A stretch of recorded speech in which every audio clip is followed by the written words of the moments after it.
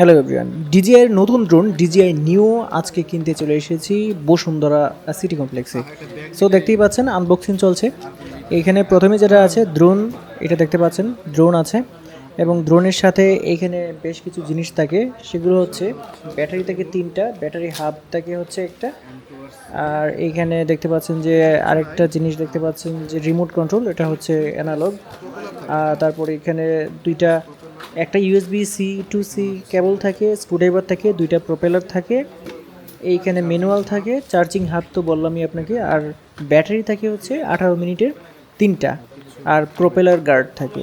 এই প্রোপেলার গার্ডগুলো খুবই গুরুত্বপূর্ণ, আপনার হাত থেকে পড়ে গেলেও অনেক সময় মানে ভেঙে যায় না।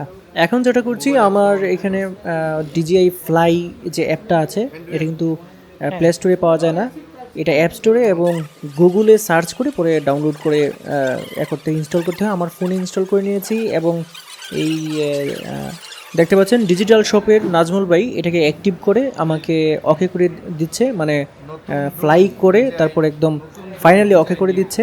তো চলুন এটার প্রথম ফ্লাইং টেস্টটা আমরা দেখে নেই এবং ফ্লাই করে দেখি যেটা কিভাবে ওঠে। চলুন এটাকে ফ্লাই করে দেখা যাক।